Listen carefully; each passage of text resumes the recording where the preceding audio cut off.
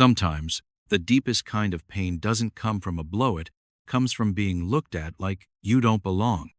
From walking into a room with your children and feeling every gaze ask the same silent question: are you supposed to be here? Malcolm Reed wasn't just a father. He was a man who'd served his country, protected its secrets, and carried its weight without complaint. But even all his years of honor couldn't protect him from what waited that winter morning. This wasn't just about a pair of handcuffs. It was about everything they represented. The doubt, the humiliation, the moment his daughter's laughter froze into silence and never came back the same. This story isn't loud. It doesn't scream, but it will stay with you long after the snow melts. Now, let's get started. The snow at Snow Ridge Resort was almost too perfect powdery, crisp, untouched. Pines lined the edges of the slopes like silent sentinels. It was the kind of place built for Christmas cards, the kind of stillness people paid thousands for.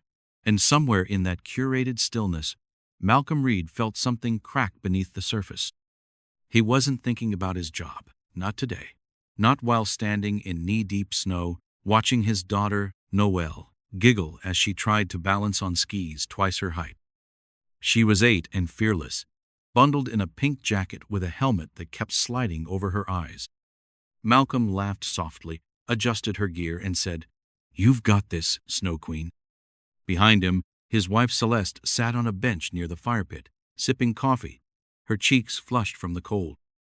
A law professor who rarely took breaks, she'd finally agreed to this week-long vacation in Colorado. Her laptop stayed zipped away. For once. Their son, Avery, 13, was further up the hill taking lessons with other teens, already acting too cool for family photos. The Reeds were a picture of serenity, a Black American family on holiday in a place where snow whispered over luxury, but the silence didn't last. It started as a shape in the distance, a figure in a navy blue parka, walking across the slope with calculated ease. He wasn't here for sport. That much was obvious. The ski patrol badge on his sleeve shimmered under the mountain sun. The man's eyes locked onto Malcolm like a heat-seeking missile. "Excuse me," the man said, stopping a few feet away, eyes narrowing under mirrored sunglasses. "Can I ask what room you're staying in?" Malcolm turned, still holding Noelle's mittened hand. His smile didn't falter. Not yet. "We're in cabin 12, across from the main lodge." The ski patrol didn't nod, didn't offer a return smile. "Can I see a key card or some sort of proof?" Celeste stood. The coffee cup was still in her hand, but the warmth was gone from her fingers. She'd seen this before. Not here. Not like this. But she'd seen it in airports, hotels, board meetings. A sudden shift. A suspicion without shape but filled with certainty. Malcolm reached into his coat, pulled out the cabin key, and handed it over. Still calm, still courteous.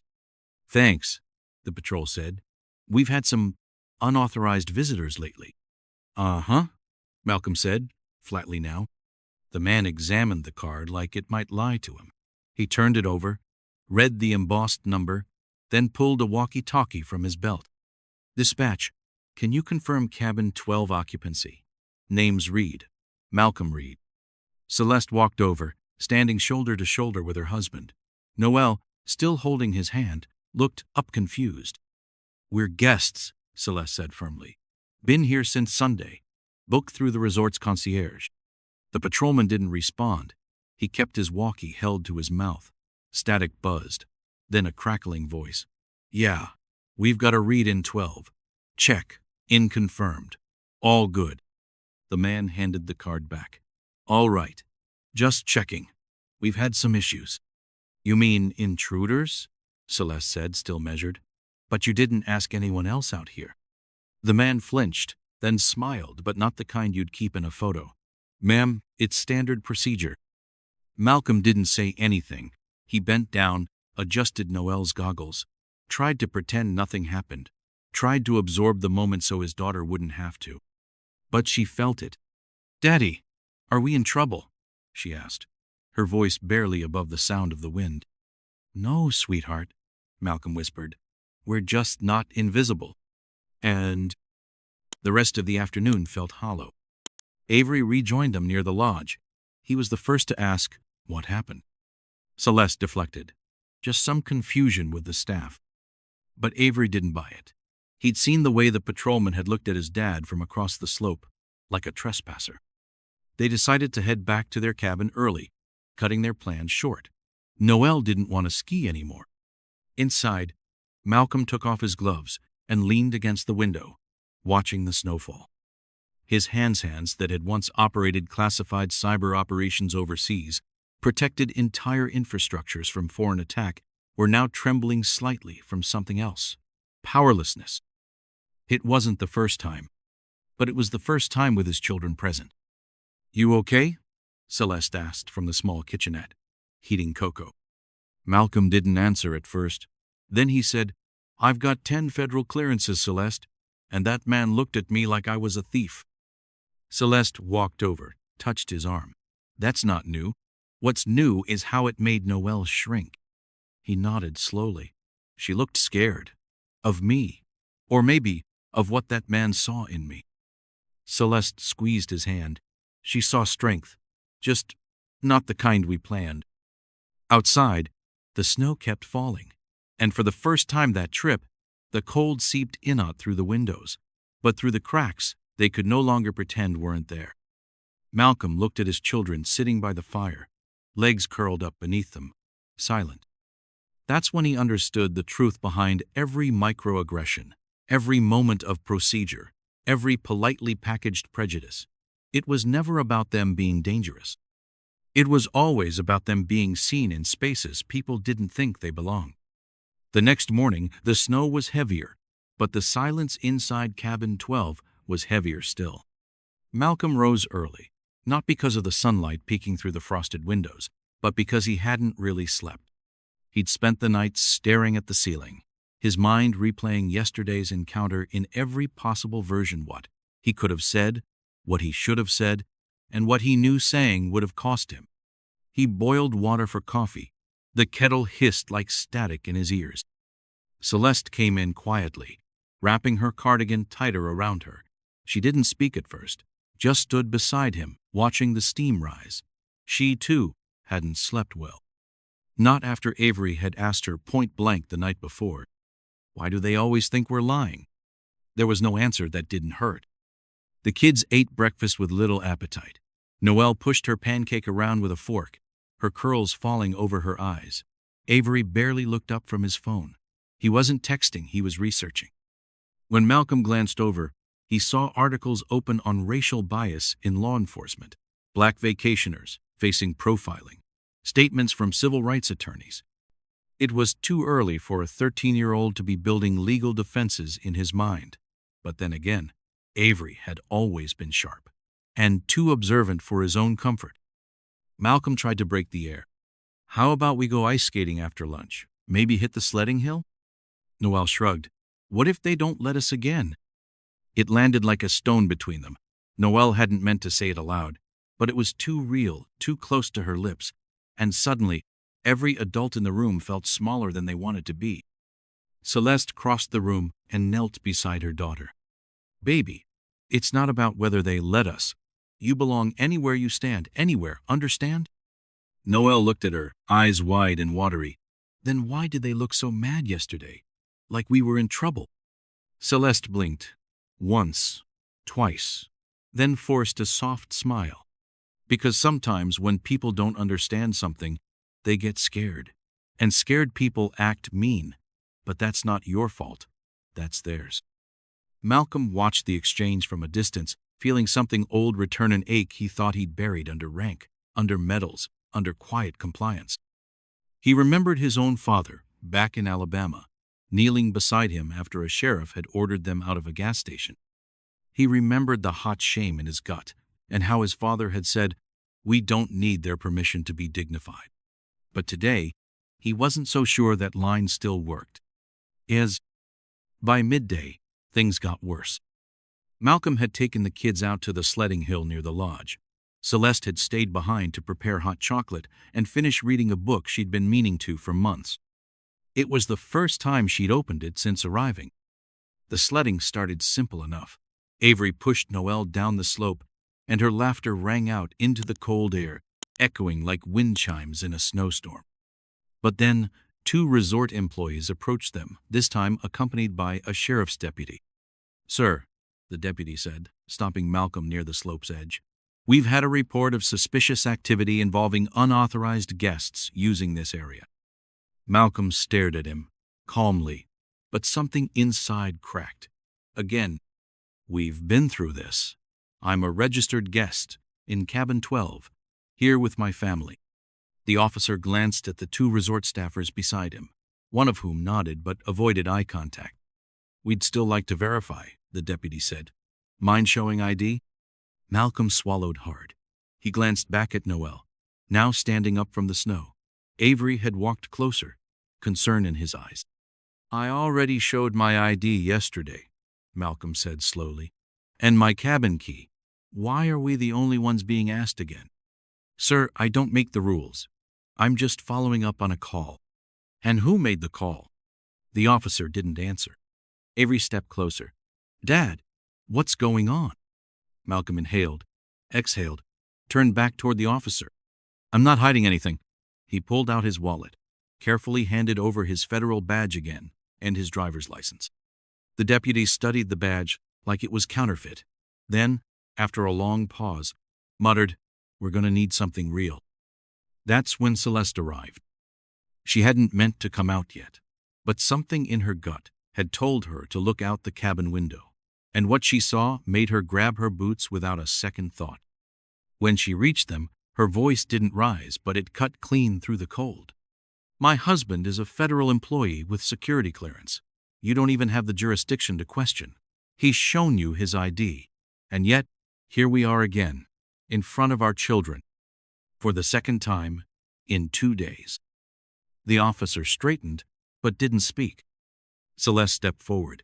"Do you need me to cite the Colorado statutes on unlawful detainment? Because I teach them. I can start right now." Noelle clung to Malcolm's leg. Avery stepped between her and the deputy, silently. "I'd appreciate it if you didn't escalate this," the officer said. Celeste's voice trembled now, not from fear but from the fatigue of having to stay composed in the face of condescension. "You escalated it the moment you decided to question the only black family on this hill." "Yes."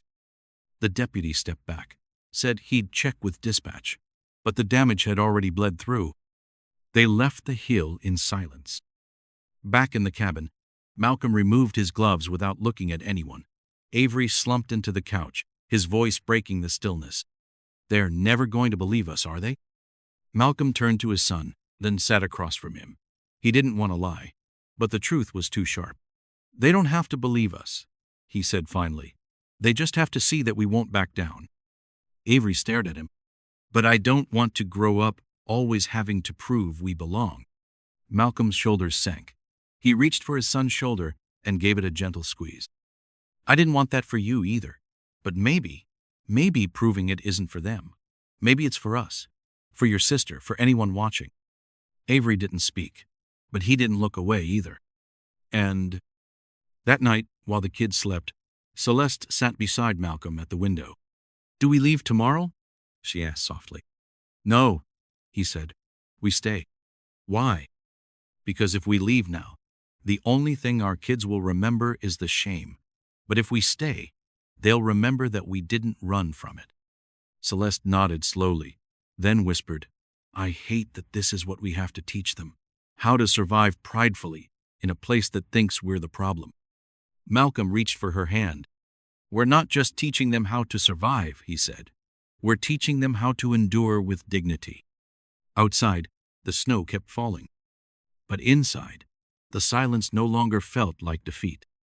It felt like preparation. The third day at Snow Ridge began with gray skies and a silence too thick to be called peace. Malcolm stood at the foot of the lodge's dining hall, waiting for the rest of the family to catch up. His hands were buried in the pockets of his jacket, but his mind was elsewhere, caught between what had happened and what still might. He hadn't told Celeste, but part of him wanted to leave. Just walk away, pack the bags, scoop up the kids, and go somewhere that didn't feel like walking through glass barefoot. But every time he looked at Noel's eyes, still flickering with hesitation, or Avery's slumped shoulders, too quiet for a boy his age, he knew they had to stay. Not for the vacation. Not even for justice. But to show their children what holding your ground looks like when the ground itself tries to push you out. Inside the dining hall, everything gleamed. Warm lighting, fresh pastries, seasonal jazz, the kind of curated experience only money could buy. And yet, as the Reed family stepped through the doors, conversations lowered, heads turned. There it was again. That pause. Not long enough to be verbal, not loud enough to accuse, but it existed. That millisecond of scanning, of suspicion, of, are they in the right place? They sat at a table near the window, pretending not to notice. Pretending was starting to feel like its own kind of fluency. A waitress came by, overly polite, in a way that wasn't quite warmth. "Morning, folks. Coffee?" Celeste smiled tightly. "Yes, thank you." The waitress hesitated, looking briefly at Malcolm before continuing. "Can I see your breakfast pass?" Malcolm blinked. "We're guests. Cabin 12. "Right, of course. It's just, I have to log it." A pause. Then a flicker of something behind her, a man in a black blazer, talking into a walkie near the front desk, his eyes on them. Celeste leaned in, voice low. "We're being watched." Malcolm nodded. "We always are." As they barely got through breakfast before it escalated. Halfway through Avery's meal, 3 security staff approached the table. One of them, a tall man with silver hair and a rigid jawline, addressed Malcolm directly. "Sir, may I speak with you privately?" "No," Malcolm said plainly. "You can speak right here." The man straightened. "We've had a report that your room credentials may not match resort check-in records." Celeste stood up. "That's ridiculous. We've been here 3 nights. Our booking was confirmed through the National Employee Travel System. If there's a problem, we can get the director on the phone." The man ignored her. "I need to see your ID again. Please step outside." Avery's fork dropped to the floor with a metallic clatter. Noelle slid her chair closer to Celeste. Malcolm stood. He didn't raise his voice, didn't posture. Just reached into his wallet, pulled out his federal ID and badge, and laid it on the table. "There's my ID," he said. "Now do your job quietly, professionally, and with some respect in front of my family." The man looked down. For a moment, there was hesitation. Then behind him, a uniformed sheriff's deputy appeared again. And this time, he wasn't alone. 2 officers flanked the security team, all of them now converging on one table in a room full of whispers and phones angled subtly in their direction. Malcolm exhaled through his nose. "We're not doing this here." "Sir," one officer said, stepping forward, "we received a request to investigate a possible guest impersonation and misuse of government ID. We need you to come with us." Malcolm narrowed his eyes. "Misuse? Of what exactly do you think I've done?" "We'll clarify that once we've confirmed your identity. I've shown you my ID. You can call my supervisor. You can check with Federal Personnel Services. But I'm not leaving my family." The officer's hand drifted near his belt. Celeste rose fully now. "Don't you dare escalate this in front of our children. My husband has done nothing wrong. If you lay a hand on him, I will file a lawsuit so loud it'll make your badge ring." Avery stood. His fists were clenched at his sides. Noelle was crying. The officer stepped closer. "Sir, please put your hands behind your back." Malcolm's shoulders lifted once, then fell. His voice was calm, steady. "You really want to do this? You want to put cuffs on a federal officer in front of his family without cause, without proof, in front of 50 witnesses and 10 cell phone cameras?" The officer didn't answer. But the handcuffs came out, and Malcolm did the only thing he could. He turned, calmly, slowly, and placed his hands behind his back. Gasps rose around the room. Chairs shifted. Someone shouted, "He didn't do anything." Avery took a step forward but was held back by Celeste's arm. Noelle sobbed into her mother's coat. The cuffs clicked. Metal against wrist. And in that sound, something in Malcolm broke. He thought of the day he swore his oath, the months in uniform, the medals now in a drawer, the classified projects that kept the country safe, the years spent earning every inch of credibility, every ounce of trust, all wiped clean by a single assumption. Celeste snapped. She stepped between the officers and her husband, her voice echoing across the room like thunder breaking through frost. You just put cuffs on a federal agent who committed no crime. You humiliated my husband in front of our children. You escalated this, based on race and race alone. And every second you leave those cuffs on, you make yourself more liable. A silence settled over the room, deeper than before. One of the guests stood up. I saw them check in. I was in line behind them. What the hell is going on? Another voice. They're guests. I've seen them every day at the slopes. Phones were now raised high, recording openly. The officers looked unsure, glancing at each other, at the badge on the table, at the people now rallying behind a man they tried to shame. Then the lodge doors opened. A woman in a gray suit walked in briskly, her ID badge swinging from her lanyard. I'm Dana Hall, regional manager. What is going on here? Celeste turned, eyes blazing. You tell me. Because your staff just cuffed my husband without a single lawful reason. Dana took in the scene of cuffs, the children crying, the bystanders filming. Uncuff him now. No one moved. I said now. The officer hesitated, then obeyed. Malcolm's arms lowered. He didn't rub his wrists. He didn't speak. He simply looked at his children, then slowly knelt so he could meet their eyes. Noelle wiped her tears with the sleeve of her coat. Avery's face was flushed not from cold, but from something deeper, something that had snapped inside him. Celeste crouched beside Malcolm. You okay? She whispered. He nodded.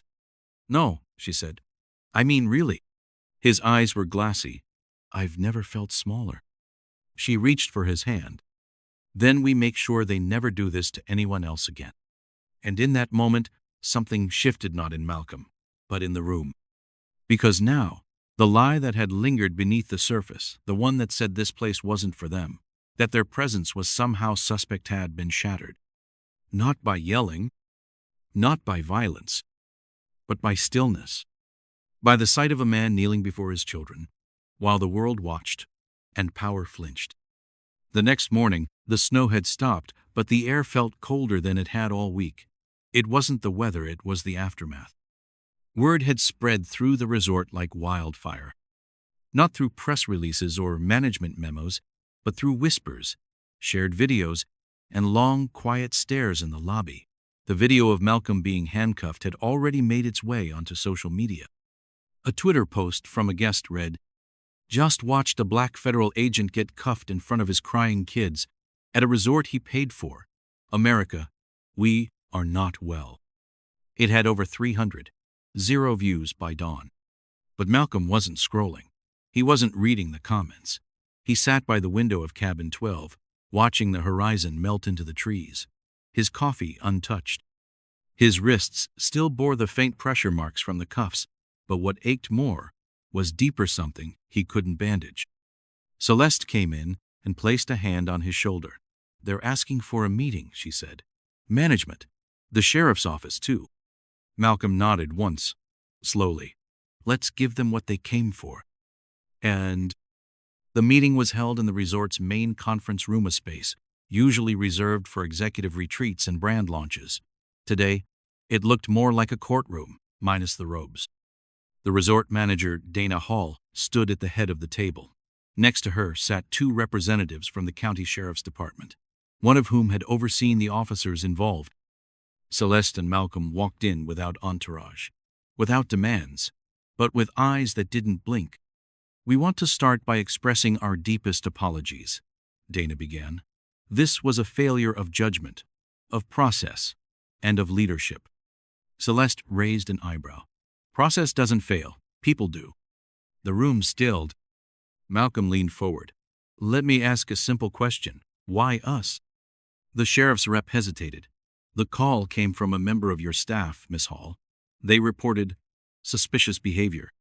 And by suspicious, You mean a black man playing in the snow with his children? Celeste's voice was calm, sharp, unforgiving. Dana opened her mouth, but Malcolm raised his hand slightly. I don't want reimbursement. I don't want gift cards. What I want is honesty. He looked directly at the sheriff's deputy. If I had been white, would I have been cuffed? No one answered. Malcolm leaned back. That's what I thought. And after the meeting, Malcolm didn't storm out. He didn't give a press conference or upload a fiery video. Instead, he went outside, stood by the sledding hill, and watched the wind sweep across the snow. Avery joined him quietly.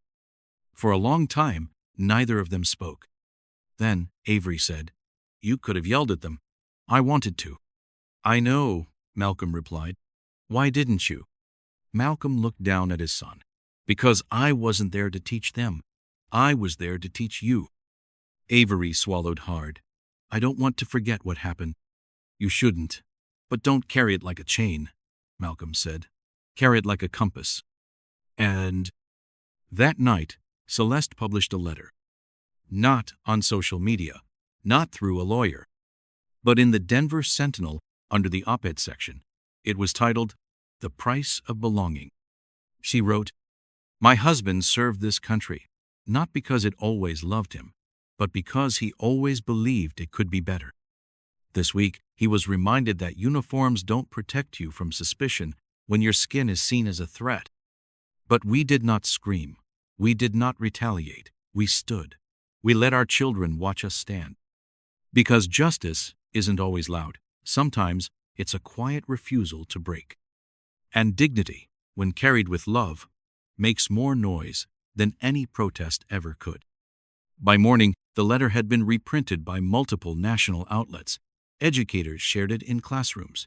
Pastors read excerpts during sermons. Parents discussed it over breakfast.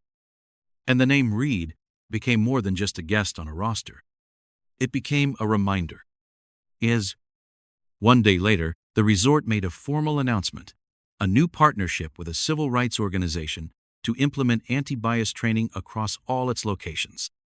A new role would be created, a director of equity, guest advocacy with full authority to investigate and intervene in real time.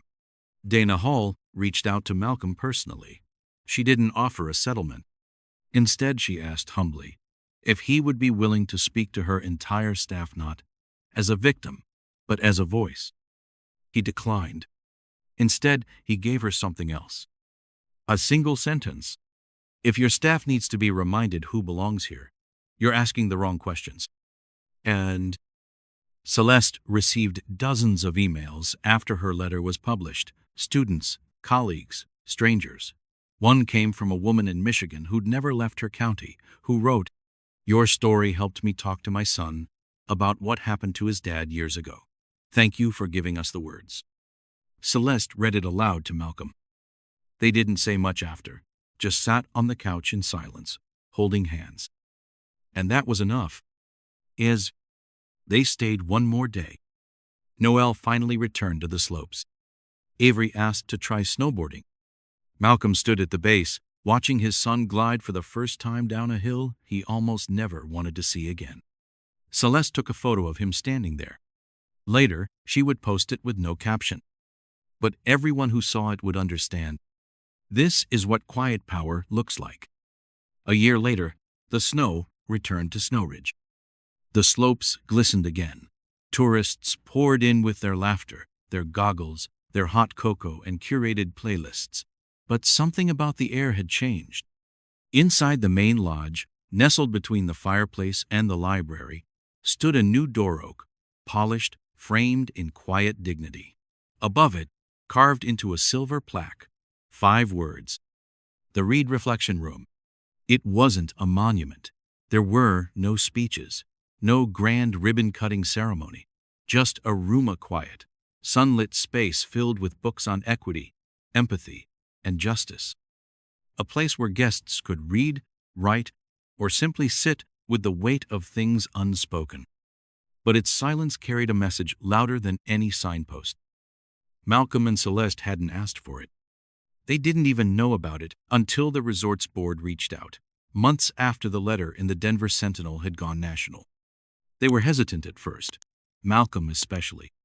"I don't want this to be a guilt offering," he'd said. "It's not," Dana Hall had replied. "It's a space for reflection born out of what we failed to see and what your family made us feel." The Reeds agreed on one condition: the room would be used for something more than symbolism. Every month, local students from Denver's underserved schools would be invited to Snow Ridge for a weekend of writing, mentorship, and mountain therapy. The lodge would cover everything. "We don't want your names on the flyers," Dana had said. "Good," Celeste answered. "Put the kids' names there instead." And so it began. The first group arrived in early December. 20 students, ages 9 to 14. Many had never seen snow. Some had never left their city. One boy looked around the lodge lobby and whispered, "Do we really get to be here?" Celeste knelt down beside him. "You belong here. No one gets to decide that but you." That weekend, the Reed Room became something more than a space. It became a doorway. And Noelle, now 9, stood in the center of the room during that first gathering. She wore her favorite purple scarf and carried a small journal with her name on it. She cleared her throat, looking at the group of students in their winter coats, eyes wide, waiting. "My name is Noelle Reed," she said softly. "Last year, something happened to my family here. My dad was handcuffed even though he didn't do anything wrong. I was really scared." A hush fell over the room. But then, he didn't yell, he didn't get mad. He just stayed calm, and that helped me feel brave too. She paused, then added, "So this room is for you. If you ever feel like you don't belong, come in here, breathe, write something, draw something, or just sit. That's what I do." She stepped back. No one clapped. No one had to. The quiet respect in the room said everything. And outside, Malcolm stood at the top of the same hill where it all happened. He could still see Noelle sled, the officer's hand on his belt, Avery's fists clenched at his sides. But today, there were no shadows in his chest, just clarity. Avery joined him, taller now, voice deeper, shoulders broader. "You remember everything?" he asked. Malcolm nodded. "Every second." "I do too," Avery said, "but it feels different now." Malcolm looked at his son. "How so?" "Because I don't feel small when I think about it anymore." Malcolm smiled, the kind that comes from scars that have healed just enough to touch. "That means we did something right." And that evening, the Reeds packed up to head home. Cabin 12 looked the same wooden beams, soft lighting, the same window that once framed a storm of silence. But now, it feels lighter. Before leaving, Celeste tucked a note inside the Reed Room. No one saw her place it there. It wasn't signed. It simply read, "The most powerful rooms are the ones that don't need your name on the wall, because your story is already in the air." They drove down the mountain in silence, passing pine trees dusted in fresh snow. Noelle dozed off in the back seat. Avery stared out the window, earbuds in, but not playing anything. Malcolm held the wheel with one hand, Celeste's fingers interlaced with his other. Somewhere behind them, a room full of books stood open for anyone willing to listen. And somewhere ahead, a world still in need of healing waited one story at a time. Because the Reed family hadn't changed the system with noise. They changed it by standing still, refusing to disappear. And now, their stillness echoed louder than injustice ever could. Thank you for listening to this story. What the Reed family showed us isn't just about standing up against injustice, it's about standing with grace when the world expects you to fall. Even in silence, dignity speaks. And when carried with love, it leaves a mark that no system can erase. If this story moved you, take a moment to reflect. Share it with someone who needs to hear it, and subscribe for more stories that remind us who we are and what we can become. Stay tuned.